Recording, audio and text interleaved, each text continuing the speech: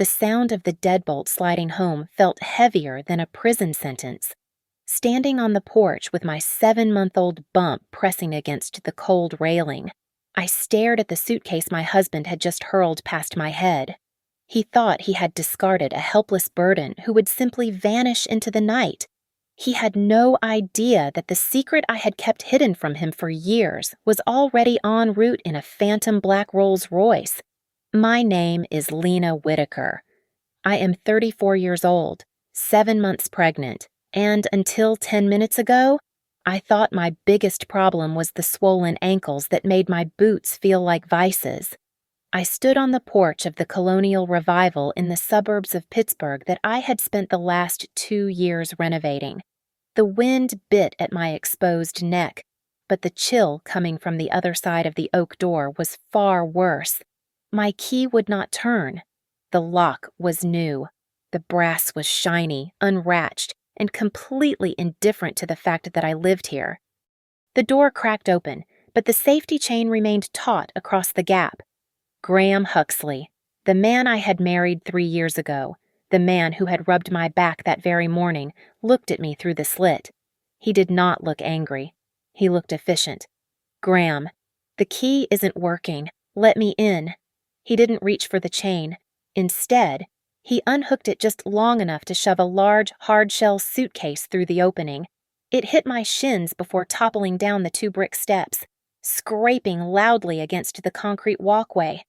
"Graham," I gasped, clutching my stomach instinctively. "You're out of control." "Lena," Graham said, his voice flat, rehearsed. "I can't have that kind of energy around the house." "Not now." "What are you talking about? I just came from the OB/GYN. The baby is. The house isn't yours anymore. It's safer this way. There is no room for you here anymore. Graham, open this door. It is freezing out here. Go to your sister's. Or wherever it is you go when you get like this." The door slammed shut. The sound was a physical blow. Then came the metallic thud of the deadbolt sliding home. It sounded like a coffin closing. I stood there, trembling, not from the cold, but from a shock so profound it felt like a drop in blood pressure. I reached for my phone to call the police, to call anyone. The screen lit up, but not with my home screen. A white box hovered over the wallpaper. Session expired. Enter password. My fingers shook as I typed in the code I had used for 4 years. Incorrect password. I tried again. Incorrect password. A notification banner slid down from the top of the screen. Gmail security alert password changed successfully. Location Harrisburg, Pennsylvania. Device unknown. Harrisburg. That was 3 hours away. Graham wasn't in Harrisburg. Someone else was accessing my life, systematically locking the digital doors just as Graham had locked the physical ones. Then, a text message pushed through, bypassing the login screen. It was from a number I did not recognize, a jumble of area codes that didn't make sense. "Don't go back to the hospital. They are waiting." The air left my lungs. This wasn't a domestic dispute. This wasn't a fight about paint colors or finances. This was an extraction. I looked up from the phone. The suburban street was quiet, lined with maples that were stripped bare for winter. But down the block, parked under the flickering street lamp, was a black SUV. It was too clean for this neighborhood, the windows tinted too dark. The engine was idling. I could see the white puff of exhaust dissolving into the gray afternoon light. They were watching. Panic, cold and sharp, finally pierced through the confusion. I grabbed the handle of the suitcase Graham had thrown out. It was heavy. I didn't look back at the house. I walked. I walked past the neighbors' manicured lawns, keeping my head down, turning the corner before I dared to break into a waddle run toward the main road. 40 minutes later, I was sitting on the edge of a mattress that smelled of stale cigarettes and lemon cleaner. The motel was called The Traveler's Rest, a place where people paid in cash and asked no questions. I had handed the clerk $40 in crumpled bills, the only cash I had on me, because I knew using a credit card would paint a target on my back. I sat in the dim light, my coat still on. My hands were resting on my belly, feeling the rhythmic hiccups of the baby who had no idea her father had just evicted us. I opened my wallet to count what was left: 3 $20 bills, a library card, and tucked in the back fold, a creamy white envelope that had been there for 6 months. It was from the law offices of Sterling and O'Connell. It was the letter regarding my father. I had never opened it. My relationship with my father had been a silence that spanned 2 decades, broken only by the notification of his death. I didn't want his money. I didn't want his apologies from the grave. But now, sitting in a cheap motel room with my life dismantling around me, I had no luxury left for pride. I tore the seal. The paper was heavy, expensive cotton bond. I unfolded it, my eyes scanning the dense legal jargon until they snagged on a paragraph halfway down the page. The Whitaker Meridian Trust, it read, Beneficiary Lena Whitaker. I skipped to the bottom, to a section bolded in black ink. Clause 7A, Asset Protection and Activation. The entirety of the trust's liquidity and legal shielding shall remain dormant until such time as the beneficiary faces verifiable marital betrayal or financial duress imposed by a spouse. Upon activation, the trust assumes full legal guardianship of the beneficiary's assets. I lowered the letter. Graham thought he had thrown a helpless pregnant woman out into the cold. He thought he had cut me off from my bank accounts, my home, and my dignity. He didn't know he had just handed me the key to a war chest. The receiver of the motel landline smelled of stale breath and cheap sanitizer. I dialed the only number I had memorized that did not belong to a Huxley. Talk to me. A voice answered on the second ring. No hello. No name. Just readiness. Rowan. It's bad. Graham threw me out. My phone is bricked. My accounts are gone. There was a pause, filled only by the frantic clicking of a mechanical keyboard on the other end. Rowan Pike did not offer sympathy. He offered solutions. He had been the systems administrator at the logistics firm where I worked before the pregnancy, and he was the only person I knew who lived entirely off the grid. I am looking at the traffic now, Rowan said, his voice dropping an octave. Lena, this wasn't a hack. It was an administrative recovery. Someone logged in using your credentials, answered your security questions, and initiated a hostile takeover of your digital life. They didn't break the door down, they used a key. My stomach churned, a wave of nausea that had nothing to do with the baby. I squeezed the phone cord. I never gave him my passwords. Think back. Physical access. Did you sign anything recently? Anything out of the ordinary. The memory hit me like a splash of ice water. 2 months ago, I was 6 weeks into the 3rd trimester, battling morning sickness that kept me bathroom-bound until noon. Graham had come in with a glass of ginger ale and a stack of papers. Just insurance updates. Honey, he had said. We need to add the baby to the policy before the birth. I had signed where he pointed, too dizzy to read the fine print. The insurance papers, I whispered. He made me sign a stack of them when I was sick. I found a PDF in your cloud outbox. Sent to a secure server in Harrisburg 10 minutes before you were locked out, Rowan said. I am looking at the signature on page 4. Lena? Look at how you sign your name. You always trail the leg of the letter K downward. It is your tell. And this signature stops short. It is a copy-paste job, a high-quality forgery, but it lacks the human variance. They lifted it from an old document. I felt a cold sweat prickle my hairline. Can you track who is doing this? I need a physical lead. Is there anything around you? Anything that feels wrong? There is a black SUV outside. It followed me from the house. Get me a plate number. Do not let them see you.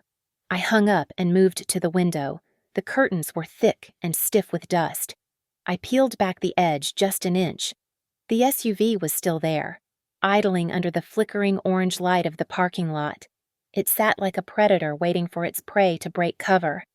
I slipped on my coat, pulling the collar up to hide my face. I opened the door a crack, slipping out into the biting wind. I kept to the shadows of the walkway, moving behind the parked cars of other guests. My heart hammered against my ribs, a frantic rhythm that the baby seemed to sense, shifting restlessly inside me. I reached the rear bumper of a rusted sedan and peered over the trunk. The SUV was 30 feet away. I raised the disposable camera phone I had bought at the gas station earlier and zoomed in. The plate was muddy, but readable. I snapped 2 pictures, then retreated, my breath coming in short, sharp bursts. Back in the room, I called Rowan again and read him the numbers. Running it now. He said, 10 seconds of silence stretched into an eternity. Got it. It is a rental. Corporate account. The billing address belongs to Huxley Family Advisory. His mother, I said, the realization settling in my gut like lead. Diane is paying for my surveillance. It gets worse, Rowan said. I managed to mirror the directory they used to lock you out. There is a folder here titled ID Verification. Lena, why is your obstetrician's file in here? What they uploaded a scan of your latest medical summary. The one noting your blood pressure spikes and the prescription for anxiety management. I closed my eyes, the pieces of the puzzle snapping together with terrifying precision. They didn't just want a divorce. A divorce took time. A divorce required division of assets. They needed something faster. They are building a case for incapacity, Rowan said, his voice urgent. They are going to argue that the pregnancy hormones and the stress have made you unstable. If they can prove you are a danger to yourself or the estate, they can get emergency guardianship. They want to silence me, I said, my voice trembling. If I am legally incompetent, I can't stop them from selling the house or accessing the trust. You need hard proof that you are sane, sober, and exactly where you say you are. Rowan instructed. Go to a print shop. Somewhere with cameras. Print out your GPS timeline from the backup I just sent you. Print your appointment receipts. Create a paper trail that proves you were functional while they claim you were falling apart. I hung up and grabbed my bag. The fear was still there, cold and heavy, but underneath it, a spark of anger began to burn. They thought I was a fragile thing they could break with paperwork and gaslighting. They were about to find out that a mother fighting for her child does not break. She bites back. The disposable phone buzzed on the scarred nightstand, vibrating against a plastic water bottle. The screen flashed a number I knew by heart, even though I had deleted the contact hours ago. It was Diane Huxley. I hesitated, my thumb hovering over the green button. Then, I answered, putting the phone on speaker so I could record the conversation with my other device. Lena. Darling. Diane's voice poured out, smooth and syrupy, the auditory equivalent of a poisoned caramel. We have been so worried. Graham said you ran off in a state. Are you safe? You changed the locks, I stammered, leaning into the role of the frightened victim. Graham threw my suitcase down the stairs. Oh, honey, you are confusing things again, Diane soothed, her tone dripping with condescending pity. Graham is just trying to protect the house while you go through this episode. You just need to rest. We have handled everything for you and the baby. Before I could respond, a message popped up on the screen. It was an image file sent from her number. I opened it. It was a photograph of a legal document stamped filed by the Allegheny County Court. The header read, Petition for Emergency Temporary Guardianship. I zoomed in on the paragraph circled in red. The respondent, Lena Whitaker, exhibits signs of severe prenatal psychosis, posing an immediate risk to marital assets and personal safety. Do you see that? Lena Diane asked softly. We just want to make sure you don't make any mistakes you can't undo. Just come home to the guest cottage. We can take care of the legal headache. I hung up. My hands were shaking, but not from fear. It was rage. Pure, cold rage. Another notification chimed. This time, it was an alert from my primary bank app, which I had managed to access through the browser. Alert joint checking ending in 4922, status frozen. Reason preservation of marital assets order. They were cutting off my oxygen. A heavy knock rattled the motel door. I froze. I walked to the peephole and saw Cole Huxley, Graham's younger brother. He was wearing a cashmere coat that cost more than this entire motel building. He was smiling that practiced shark-like smile he used on prospective clients. I unlocked the door but kept the safety latch on. "Go away, Cole." "Lena, please," Cole said, holding up his hands in a gesture of surrender. "I am not here to fight. I am here to help. I brought cash." I undid the latch. If Cole was here, they were desperate. I needed to know why. He stepped into the dingy room, wrinkling his nose at the smell of mildew. He pulled a thick envelope from his inner pocket and placed it on the wobbly table. "Graham feels terrible." Cole lied effortlessly. "He knows he overreacted, but the lawyers, you know how they are. They say we need to stabilize the situation." He slid a document toward me. "Just sign this. Lena, it is a settlement agreement. It gives you a monthly allowance of $5,000, access to the summer house, and full coverage for the birth. You just need to sign over temporary power of attorney regarding the estate until the baby is born." I sat on the edge of the bed, wrapping my arms around my belly. I forced my breathing to be shallow, erratic. I don't understand why I have to sign this now. Can't it wait until Monday?" "No," Cole said, a little too quickly. The mask of patience slipped for a fraction of a second. "The courts are backed up. If we don't file this by morning, the freeze on your accounts could last months." "You need money for the baby, right?" I picked up the document, flipping through the pages with trembling fingers. I wasn't reading the main text. I was scanning the appendices. Buried in Schedule C, under a list of assets to be managed by the guardian, was a name I had never seen in our family records: Iron Vale Capital. What is Iron Vale Capital?" I asked, my voice barely a whisper. "Is that an insurance thing?" Cole stiffened. He reached out, tapping the signature line. "Just a holding company for the restructuring. Boring tax stuff. Look, Lena, the buyer, the bank, needs this cleared up. We need the signature before noon tomorrow, or the whole settlement offer expires." The buyer. He had slipped. I looked down at the paper to hide the sudden clarity in my eyes. This wasn't about my mental health.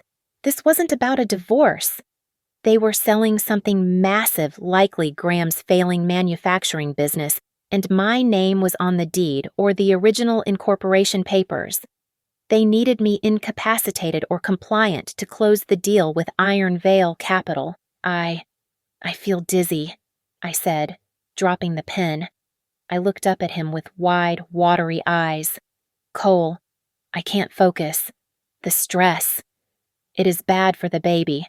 I think I need to lie down." Cole looked at his watch, frustration tightening his jaw. "Lena, just sign the damn paper. I can't." I wailed, letting a sob break through. "My hands are shaking too much. Come back tomorrow morning, please. I just need to sleep." Cole let out a sharp breath, snatching the pen back. "Fine. I will be back at 8 o'clock sharp." "Do not make me chase you, Lena. For your own good." He stormed out, slamming the door behind him. I waited until I heard his car engine fade away. Then I sat up straight, the tears vanishing instantly. I wiped my face. Iron Vale Capital. I whispered to the empty room. They thought they were dealing with a broken woman. They had no idea they had just given me the name of the enemy. I wasn't going to sign anything. I was going to find out what they were selling, and I was going to burn the deal to the ground. The law office of Harper Sloan was squeezed between a bail bondsman and a vape shop in a strip mall that had seen better decades. There was no marble in the lobby, only industrial gray carpet and the smell of old coffee. But Rowan had sworn that Harper was a pit bull in a pencil skirt, the kind of lawyer who ate corporate associates for breakfast. I placed a thick stack of bills on her scratched mahogany desk. It was almost all the cash I had left, counting the emergency stash I had kept in the lining of my purse. Harper didn't blink. She swept the money into a drawer and pulled a fresh legal pad toward her. She was younger than I expected, maybe 30, with sharp eyes that dissected me before I even sat down. "I don't take checks from women who might not have a bank account by morning," Harper said, her voice raspy. "Rowan sent over the preliminary data. I read the petition your mother-in-law filed. It is aggressive. They say I am crazy," I said, my hands resting protectively on my stomach. "They say I am a danger to the assets." Harper flipped through the file, circling phrases with a red pen. "They are building a narrative of instability. It is a classic move. If they can get a judge to sign an emergency temporary guardianship order, Graham gets power of attorney over you. He becomes your voice. He can sign contracts, sell property, and liquidate accounts. All in your best interest, of course." She looked up, locking eyes with me. "And based on the settlement agreement Cole tried to force on you, they need that signature fast. Like, yesterday, fast. Because of Iron Vale Capital." "Exactly," Harper said. I looked into them. "They are a stripping firm. They buy distressed companies, sell off the parts, and leave the carcass. But to sell, Graham needs clear title. If your name is on any of the original incorporation documents or the deed to the house, he can't sell without your consent. Unless I am too crazy to consent." I finished, a chill running down my spine. "We need to establish a chain of custody for every scrap of evidence you have," Harper commanded, typing furiously. "The login logs," Rowan pulled, "the PDF with the forged signature, the photo of the rental SUV following you, and those threatening text messages. We are not just fighting a divorce here, we are fighting a criminal conspiracy to defraud." She turned her monitor so I could see a flowchart she was building. "Here is the bad news. My contacts tell me Graham filed paperwork this morning to transfer the core assets of the family business into a shell company registered in Delaware." "Delaware. It is a corporate haven," Harper explained, her face grim. "The Chancery Court there moves at lightning speed, and it is historically very friendly to board decisions. If that transfer goes through, the assets are gone. We would be suing a hollow shell in Pennsylvania while the money sits safely in a new entity. Can we stop it? We can file for a temporary restraining order," Harper said, leaning back and chewing on the end of her pen. "We can ask a judge to freeze the transfer, but a TRO requires a high burden of proof. We have circumstantial evidence of fraud, but without a smoking gun. The judge might look at a pregnant woman with no fixed address versus a respected local business family and rule in their favor. If we lose the initial hearing, we get crushed." I reached into my bag and pulled out the letter from my father. The paper was wrinkled now, worn from how many times I had clenched it. "What if I have something else?" I asked. My father left me a letter. It mentions a trust, the Whitaker Meridian Trust. Harper took the letter. As she read, her eyebrows climbed toward her hairline. She stopped at the bottom of the page, rereading the same line 3 times. "Clause 7A. She murmured, "This isn't just a trust fund. Lena, this is a poison pill." "What does that mean?" "It means your father anticipated exactly this scenario. He structured the intellectual property, the designs, the patents, the core value of whatever company he left so that it is owned by the trust, not the individual. The company just leases it. And there is a clause here that says in the event of proven marital duress or fraud, the lease terminates immediately." Harper looked up, and for the first time, she smiled. It was a terrifying, shark-like smile. If Graham sells the company to Iron Vale, he is selling them a car with no engine. If we activate this, the whole deal implodes. "Then do it," I said. "Not yet," Harper warned, her voice dropping to a steel whisper. "We need the judge to validate this. And to do that, you have to be impeccable. No outbursts.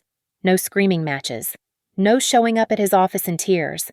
If you give them 1 single second of footage that looks like a breakdown, they will use it to override your legal standing and bury this trust document before it ever sees the light of day. I stood up, buttoning my coat over my belly. The fear that had been strangling me for 24 hours was gone, replaced by a cold, hard clarity. I won't give them anything, I said. I don't intend to explode, Harper. I intend to make them self-destruct. The office of Malcolm Reed smelled of leather polish and intimidation. It was a glass tower suite overlooking the Golden Triangle, designed to make anyone sitting on the other side of the desk feel small, poor, and powerless. I sat in the low-slung guest chair, my hands resting visibly on my stomach, playing the part of the defeated hormonal wife exactly as Harper had coached me. Malcolm sat opposite, his suit impeccable, his smile practiced. He slid a document toward me across the polished mahogany. It was a photocopy of a power of attorney, the paper crisp and white. I am glad you decided to be reasonable. Lena, Malcolm said, his voice smooth. Graham just wants to ensure the restructuring goes through without unnecessary noise. Once this is ratified, the settlement funds will be released to you immediately. I picked up the document. It was a copy. The signature at the bottom looked like mine, but flat a digital reproduction. I just want to put this behind me, I said, letting my voice waver slightly. For the baby's sake. But Malcolm, this is just a copy. Can I see the original? The one with the wet ink, I just want to hold it. To remember when I actually agreed to this. My memory has been so foggy lately. Malcolm didn't flinch, but his eyes narrowed a fraction of a millimeter. The original is in the secure archives. Lena, standard procedure for sensitive instruments. This certified copy is legally identical. Right, I murmured, tracing the date stamp with my finger. I am just trying to piece that day together. I was so sick. I remember looking at the clock. It was 3:15 in the afternoon. Right, because I had just come back from the 4D ultrasound. It was a lie. The ultrasound had been weeks prior, but I needed him to commit to a time. Malcolm checked his computer screen, tapping a few keys. He fell for the bait, eager to correct my confused memory to match his fabricated timeline. Actually, Lena, the digital timestamp on the notarization log is 3 o'clock sharp, he corrected, his tone condescendingly patient. You must be confusing the days. You signed this right here in the conference room at 3 o'clock. I kept my face blank, but inside, my heart hammered a victory rhythm. Oh, 3 o'clock. Of course, I must be confused. I wasn't confused. At 3 o'clock on that specific Tuesday, I was sitting in the waiting room of Dr. Evans' clinic, directly under a security camera that Rowan had already confirmed was active. I had been there from 2:45 until 4. It was physically impossible for me to be in Malcolm's conference room signing away my rights. I need a moment, I said, standing up clumsily. Can I use the restroom? The baby is pressing on my bladder. Of course, Malcolm said, gesturing toward the door. Take your time. I walked out, but I didn't go to the restroom. I stopped just around the corner of the hallway, pressing my back against the cool plaster wall. Through the crack in the door, I had left slightly ajar. I heard Malcolm's chair squeak. He was making a call. It is Reed, Malcolm said, his voice dropping the smooth veneer. We have a problem. She is lucid. She is asking about the timestamp. No, she didn't accuse me, but she is fishing. She is starting to ask about metadata. Metadata. The word hung in the air like smoke. You don't worry about metadata unless the data is fake. I walked back to the lobby and left the building without signing a thing. 30 minutes later, I was in the passenger seat of Harper's beat-up sedan, watching rain streak the windshield. Harper handed me her tablet. You were right, Harper said, her eyes gleaming. Look at this email I just received. It came through 5 minutes after you left Reed's office. The subject line read, Confidential Settlement Proposal, Binding Arbitration. The sender was the legal counsel for Iron Vale Capital. They are panicking, Harper explained. They are claiming this is a sensitive family dispute and are demanding we move to private arbitration immediately. They are offering to seal the records. Why I asked, because if this goes to open court, the timeline comes out, Harper said. If you prove the signature is forged, the deal doesn't just die. It becomes a crime scene. Iron Vale isn't an innocent buyer. Lena, innocent buyers don't ask for secret arbitration the second the seller's wife asks a question. They know the title is dirty. They helped him. I realized. They knew Graham didn't have my consent, so they helped him construct a legal bypass. Exactly. And now they want to bury it in a conference room before a judge sees it. I looked out at the gray steel skyline of Pittsburgh. They wanted to hide. They wanted to use their high-priced lawyers to bully me into a quiet room where they could pay me off or threaten me into silence. No arbitration, I said, my voice hard. Lena, if we refuse, they will ramp up the pressure. They will attack your character. Let them try, I said. I am not going to talk to their lawyers anymore. If Iron Vale is the one funding this nightmare, then I am done talking to the puppets. I turned to Harper. Find out where the lead partner for Iron Vale is staying. I am going to walk right into the wolf's den. The sidewalk outside the glass-fronted headquarters of Iron Vale Capital was slick with freezing rain. I buttoned my coat tighter, feeling the baby kick against my ribs, a reminder of what I was fighting for. Harper was parking the car, leaving me exposed for just a moment. That was all it took. 2 men in identical gray windbreakers stepped out from the alcove of the building. They moved with the synchronized bulk of hired muscle. One of them blocked my path while the other moved behind me, cutting off my retreat. Mrs. Huxley, the first man said. It wasn't a question. You look distressed. We are here to escort you to a safe location to clear up your situation. I am not going anywhere with you, I said, my voice steady despite the adrenaline flooding my system. Get out of my way. We insist, the man said, stepping closer. His hand reached out to grasp my elbow. It is for your own protection. The court order implies you are a flight risk. I braced myself, ready to scream, ready to make a scene right there on the busy street. But before his fingers could graze my coat, a shadow fell over us. A car had glided to the curb. It wasn't a taxi or an Uber. It was a Rolls-Royce Phantom, painted a black so deep it seemed to absorb the streetlights. It arrived with absolute silence, like a blade sliding through velvet. The rear door opened before the wheels had fully stopped. A man stepped out. He was tall, wearing a charcoal suit that cost more than Graham's entire wardrobe. He didn't look at the security guards. He looked at me. It was Mason Whitaker, my half-brother, the billionaire tech investor whose existence I had kept entirely separate from my life with Graham. To the Huxleys, I was just Lena, the girl with a modest job and a dead father. They had no idea about the other branch of the family tree. Mason adjusted his cuffs and spoke, his voice low but carrying the kind of authority that stops traffic. She isn't going anywhere without her lawyer and her doctor, Mason said. The guard hesitated, his hand hovering in mid-air. This is a private matter, sir. Step back.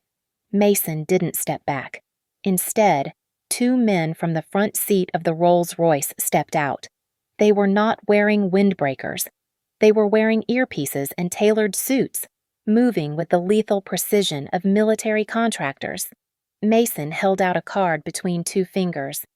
My name is Mason Whitaker. My legal team is already on the line with the police commissioner. If you touch my sister, you won't just be arrested for assault. You will be sued until your grandchildren are paying off the debt. The guard looked at the card, then at the silent professionals flanking Mason, and finally at the expensive car. The color drained from his face. He signaled to his partner, and they backed away, melting into the pedestrian crowd without a word. I let out a breath I didn't know I was holding. Mason turned to me, his eyes, usually cold and calculating, softened just a fraction as he looked at my stomach. "I told you that man was small time," Mason said quietly. "I didn't call you to save me." "Mason," I said, looking him dead in the eye. "I didn't want his pity. I wanted his arsenal. I need you to help. But I am the one who is going to finish this. This is my fight." Mason studied my face for a long second. He saw the anger there, the resolve. He nodded once, a gesture of respect. "Understood," he said. He reached into his jacket and pulled out a tablet. Harper came running up from the parking garage, breathless, stopping short when she saw the billionaire standing on the sidewalk. "This is Harper," I introduced them. "She is the only lawyer in this city who isn't afraid of them." Mason handed the tablet to Harper. "You have full administrative access to my forensic accounting team and my digital forensics unit. They are yours to command. No questions asked. No limits on the budget." Harper looked at the screen, her eyes widening. This is a military-grade audit team. I want them buried," Mason said simply. Then he turned back to me. "You read Dad's letter. I saw the trust," I said. "But I don't understand why it matters so much. It is just money." "Right. It isn't just money." "Lena," Mason said, a dry smile touching his lips. "Dad knew you were romantic. He worried you would marry someone." "Insufficient. So he didn't put the money in the trust. He put the IP there." I frowned. "The IP, the patents, the designs, the client lists, the core intellectual property of the business Graham thinks he runs." Mason explained. "The company Graham is trying to sell to Iron Vale. It owns nothing. It leases everything from the Whitaker Meridian Trust, and the moment there is a verified act of betrayal against the beneficiary, the lease terminates." The realization hit me like a physical blow. Graham wasn't just selling a house he didn't own. He was selling a company that was about to evaporate into thin air. "He is selling them an empty box," I whispered. "Exactly," Mason said. "And we are about to close the lid." The Rolls-Royce did not stop at a glass skyscraper in the financial district. Instead, Mason directed the driver to a small red brick building in a quiet riverside town 40 minutes outside the city. It was the Oak Ridge Credit Union, a place that looked like it hadn't changed its carpet since 1995.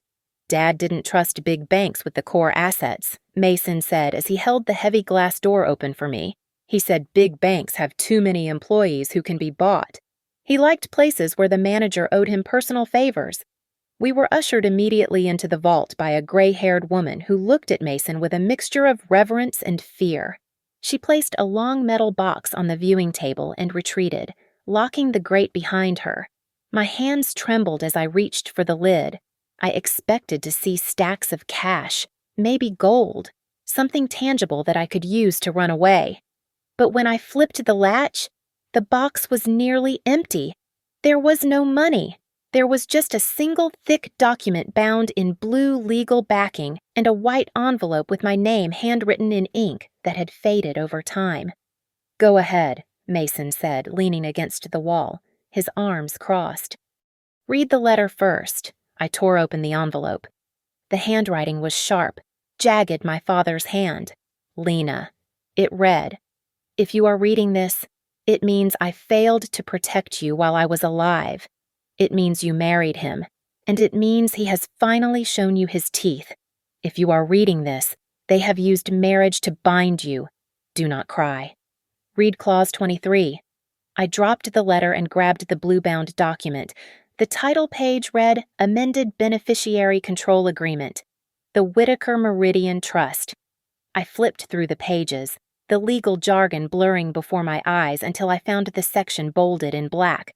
Clause 23. I read aloud, my voice echoing in the small steel room. Asset transfer protocols. Keep reading, Mason urged gently. Any transfer, sale, or encumbrance of core assets. I read, forcing my eyes to focus. Is void ab initio without the biometric wet ink signature of the primary beneficiary. Electronic signatures, power of attorney, or guardianship proxies are explicitly excluded and shall trigger immediate breach of contract. I looked up at Mason. Void ab initio. What does that mean? It means void from the beginning, Mason said, a dark satisfaction coloring his tone. It means the moment Graham tries to sell the company using a digital signature or that power of attorney he forged, the sale isn't just illegal. It never legally happened. The title doesn't transfer. He reached over and tapped the bottom of the page. But that is not the weapon. Lena, read the next paragraph, the personal liability clause. I looked back down. In the event of an unauthorized transfer attempt by a spouse, acting agent, or corporate officer, the corporate veil is pierced. Said agent assumes full personal liability for all legal fees, operational losses, and damages incurred by the trust. My breath hitched. Personal liability. That means... It means he can't hide behind the company, Mason clarified. Graham thinks if the deal goes south, the business goes bankrupt and he walks away clean. But this clause makes him personally responsible. If Iron Veil sues for damages, and they won't sue the company. They will sue Graham. They will take his personal accounts, his car, his future earnings. He will be destitute. There is one more thing, Mason said, reaching into the box and pulling out a final sheet of paper attached to the back. Graham thinks he is selling a manufacturing business. He thinks he is selling the factory, the machines, the product lines. Isn't he? No, Mason said, his voice dropping to a whisper. Look at the asset schedule. The trust owns the intellectual property, the patents, the designs, the client contracts, even the logo. The company Graham runs just leases them from the trust for $1 a year. I stared at the paper. It was true. Every patent number, every trademark was listed as property of Whitaker Meridian. And here is the kill switch. Mason pointed to the final line. Upon any allegation of fraud or breach of Clause 23, all IP leases terminate immediately. I stepped back from the table, the magnitude of the trap taking my breath away. Graham was currently sitting in a boardroom, signing papers to sell his life's work for millions. But he wasn't selling a business. He was selling a building full of useless metal. He is selling them a shell, I whispered, if we trigger this. Iron Veil buys a factory that isn't allowed to make its own products. They aren't buying a business. They are buying a lawsuit. And since Graham is the one signing the warranty of sale, Mason added, he is the one who has to pay them back when they realize they bought an empty box. I looked at the documents, then at my brother. For the first time since Graham threw my suitcase onto the porch, the crushing weight on my chest vanished. I wasn't the victim anymore. I was the executioner holding the axe. He threw me out, I said, my voice steadying, hardening into steel. He tried to steal my voice. He didn't know he was stealing a grenade with the pin already pulled. No, Mason agreed. He didn't. Are you ready to let him know I closed the document and held it against my chest like a shield? I want to see his face when the bomb goes off. The fluorescent lights of the Delaware Court of Chancery hummed with a clinical, sterile buzz. This was not a place for emotional family dramas. It was a slaughterhouse for corporate entities, where companies were dissected by men in $3,000 suits. Harper Sloan stood at the plaintiff's table, looking small next to the phalanx of lawyers representing Iron Veil Capital. Their lead counsel, a man named Vance with hair the color of silver fox fur, stood up to address the judge. Your Honor, Vance said, his voice smooth and bored, this motion is a waste of the court's valuable time. This is a private marital dispute involving a woman with a documented history of instability. The purchase agreement contains a binding arbitration clause. We request that the courtroom be sealed and this matter moved to private chambers to protect the privacy of all parties, especially the unborn child. He looked back at me. I sat perfectly still, my hands folded over my stomach, I wore a navy blue dress, high-necked and severe. I did not cry. I did not tremble. I was a statue carved from ice. Harper walked to the podium. She didn't use a microphone. She used her voice like a scalpel. Your Honor, the defense is correct about one thing. There is an arbitration clause, Harper said. However, they are neglecting the governing document of the underlying assets. I am submitting into evidence the Whitaker Meridian Trust Agreement. She slapped a heavy binder onto the judge's bench. Clause 23, subsection C, Harper cited.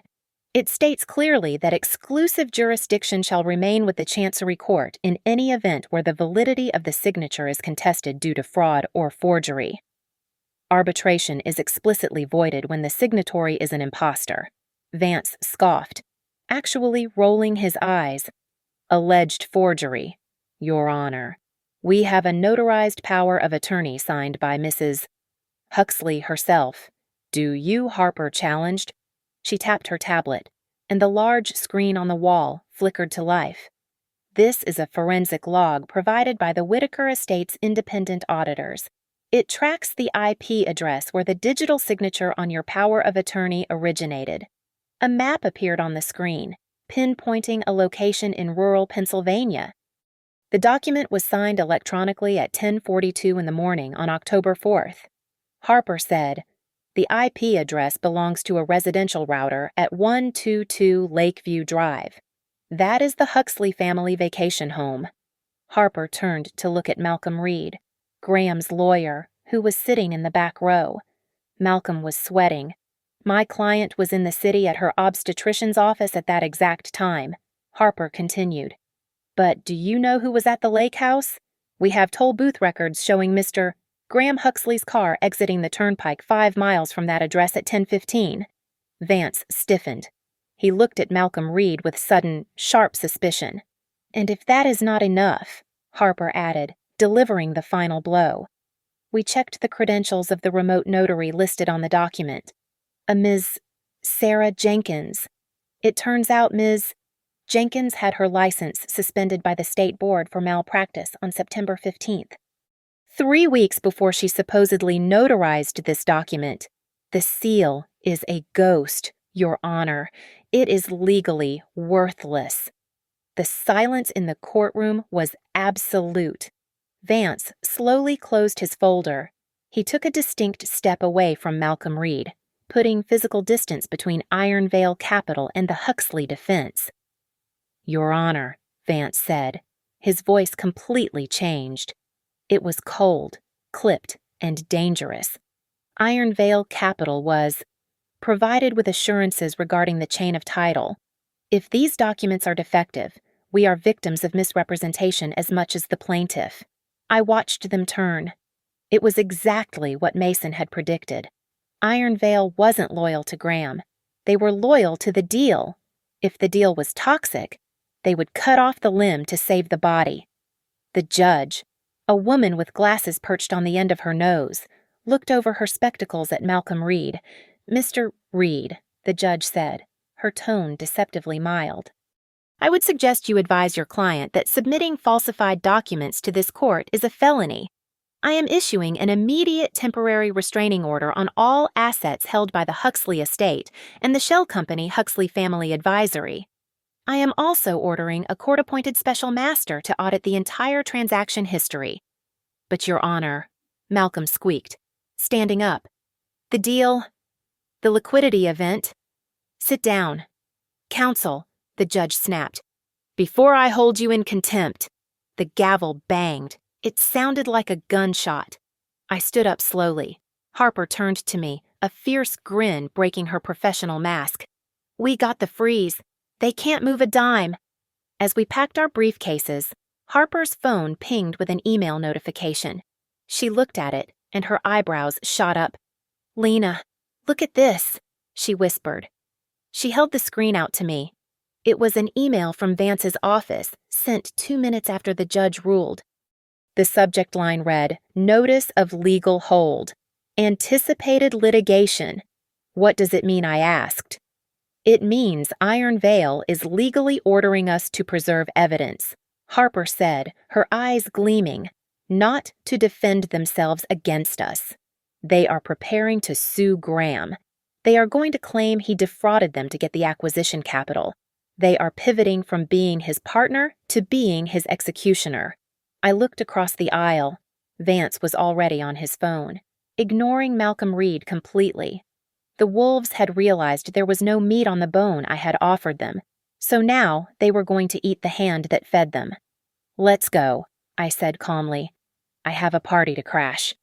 The grand ballroom of the Omni William Penn Hotel was bathed in the kind of golden light that costs $50,000 to rent. Diane Huxley stood at the center of the room, clutching a crystal champagne flute, accepting condolences and congratulations in the same breath. She had spun the narrative perfectly. Tonight wasn't just a charity gala. It was the victory lap for the saving of the family business. I stood in the shadows of the velvet-draped entrance, watching Graham on the small stage. He looked devastatingly handsome in his tuxedo, his face arranged in a mask of noble suffering. "My wife, Lena, couldn't be here tonight," Graham said into the microphone, his voice catching with practiced emotion. "Pregnancy has been difficult for her. The stress of the business was too much. I only made these hard decisions to protect her, to ensure that our child grows up without the burden of debt. I just wanted to keep her safe." A murmur of sympathy rippled through the crowd of Pittsburgh's elite. They looked at him and saw a hero. I stepped into the light. I was wearing a black silk gown that draped over my 7-month bump, stark and severe. I wore no jewelry. I walked down the center aisle, the sound of my heels on the marble floor cutting through the murmur. Heads turned, the sympathy evaporated, replaced by the hungry silence of a crowd sensing a disaster. Lena Graham's voice faltered on the microphone. "Honey, you should be resting. This is too much for you." He was setting the stage for my breakdown. He wanted me to scream. Instead, the heavy double doors behind me swung open again. This time, it wasn't a lone pregnant woman. It was Mason Whitaker, flanked by 3 men in dark suits. One of them was Vance, the lead counsel for Iron Vale Capital. Through the open doors, the guests could see the black Rolls-Royce idling right at the edge of the red carpet, a sleek predator in a sea of valet-parked Lexuses. Mason didn't say a word. He just walked next to me, his presence radiating a terrifying calm. We didn't stop until we reached the foot of the stage. Vance stepped up onto the platform. He didn't shake Graham's hand. He walked straight to the microphone, gently moving a stunned Graham aside. "Ladies and gentlemen," Vance said, his voice dry and devoid of warmth, "I apologize for the interruption, but on behalf of Iron Vale Capital, I am here to personally deliver a notice of rescission regarding the acquisition of Huxley Manufacturing." He pulled a thick envelope from his jacket and slapped it onto the podium. The sound echoed like a gunshot. "We are canceling the transaction effective immediately due to the discovery of material fraud and defective title," Vance announced. "We do not do business with those who traffic in forged instruments." Diane Huxley dropped her glass. It shattered, champagne splashing onto the hem of her silver gown. Graham's face went white. He lunged toward me, his eyes wide and desperate. "Lena, stop this. Let's go outside and talk. You are confused. You are making a scene." He reached for my arm. Mason stepped in between us. He didn't push Graham.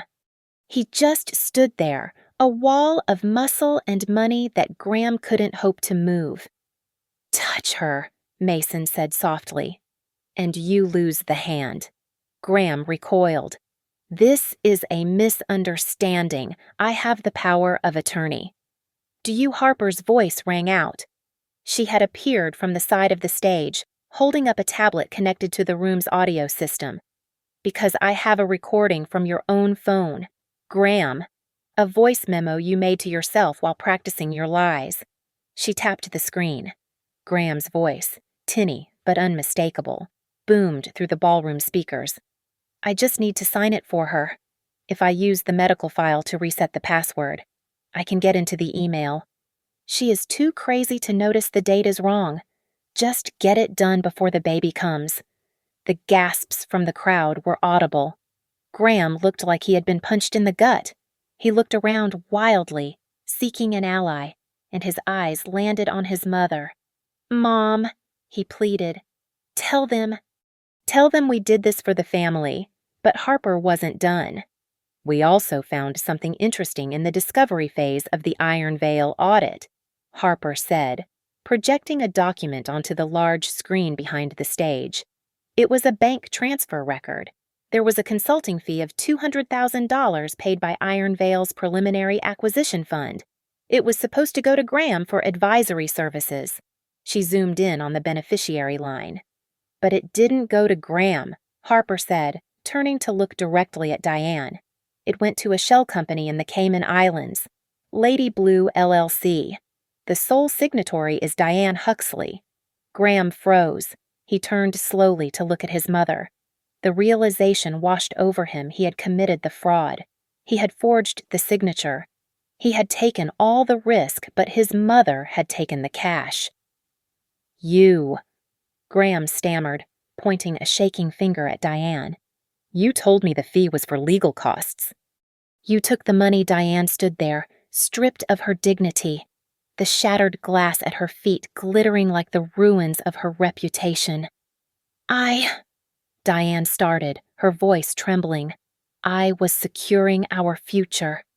"Graham, no," I said, speaking for the first time. My voice was not loud, but in the dead silence of the room, it carried to every corner. "You were selling me out, and you were selling him out, and now you have all bought exactly what you deserve." The golden glow of the chandeliers seemed to turn harsh and interrogative as the double doors swung open for the third time. This time, it was not a billionaire or a pregnant woman. It was a team of agents in navy blue windbreakers. The letters Pennsylvania Bureau of Financial Investigation stenciled across their backs in white. They moved with the efficiency of a demolition crew, fanning out to secure the exits. The music died instantly. The chatter of the city's elite strangled into a shocked silence. I watched as an agent approached the sound booth to cut the feed, while another stepped onto the stage, flashing a warrant that looked terrifyingly crisp under the stage lights. "Please step away from the podium." The lead agent ordered Diane Huxley. "We have a warrant to seize all electronic devices and financial records associated with the Huxley Family Advisory and its officers."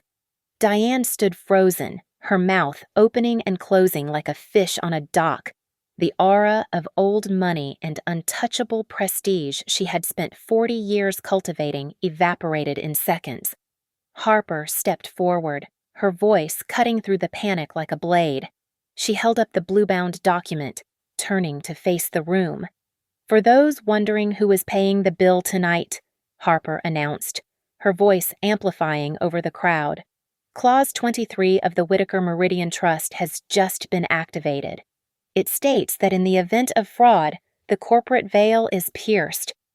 That means the company cannot shield its officers." She pointed a finger at Graham, then Cole, then Diane. "There is no bankruptcy protection for you. Every penny of debt, every legal fee, every fine comes out of your personal pockets. You are not just broke. You are personally liable for the ruin you caused." Graham stumbled down the stairs of the stage, rushing toward me. His face was slick with sweat, his eyes wild with terror. He grabbed my hands, his grip clammy and desperate. Lena, please," he begged, his voice cracking. "You can stop this. Just sign a ratification document. Tell them we discussed it. Tell them I had verbal permission. If you don't, I will go to prison. I will lose everything." I looked down at his hands, the same hands that had thrown my suitcase down the concrete steps 2 nights ago. I pulled my hands away, wiping them on my dress as if I had touched something unclean. "You threw me out of the house," I said, my voice low and devoid of pity. "Now you can handle the cold yourself." Behind him, Vance. The lawyer for Iron Veil was already handing a thick file to the lead investigator. Iron Veil Capital is formally filing a criminal complaint for fraud and misrepresentation against Graham Huxley. We are cooperating fully with the state. We are victims here. The trap was shut. Graham was alone. I pulled a single sheet of paper from my clutch. It was a confession, drafted by Harper in the car ride over. I will give you one choice, I said, holding the paper out to Graham. Sign this. It is a full admission of forgery and a total relinquishment of any claim to the company or the trust. You walk away with nothing, but I won't push for maximum punitive damages in civil court. You might stay out of jail if you cooperate. Or you can fight me, and I will spend every cent of my inheritance ensuring you never see sunlight again.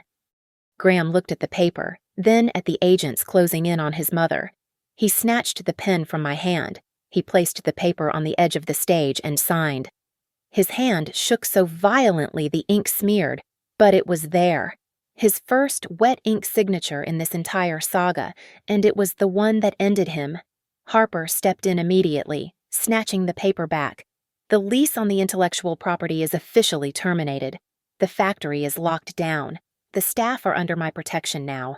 You are trespassing. Graham. As the agents moved in to escort Graham and Diane for questioning, Harper leaned in to deliver the final blow. Oh, and Graham, she said, a small, cold smile playing on her lips.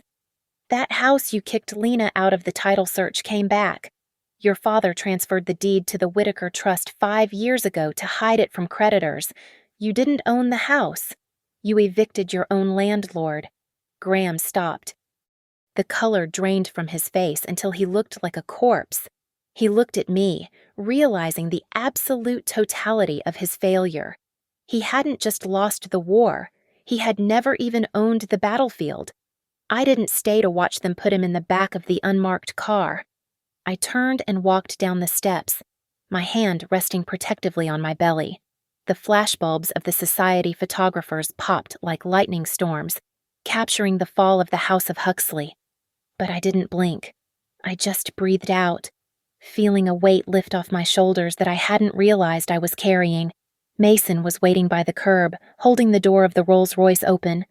The interior looked warm and safe. Home, Mason asked quietly. I looked back one last time at the chaos, then nodded. Home, I said. And this time, no one has the key but me. Thank you so much for listening to this story. I would love to know where you are tuning in from, so please leave a comment down below, sharing your location and your thoughts on Lena's revenge. Don't forget to subscribe to the Mia Revenge Stories channel, like this video, and smash that hype button to help this story reach even more people.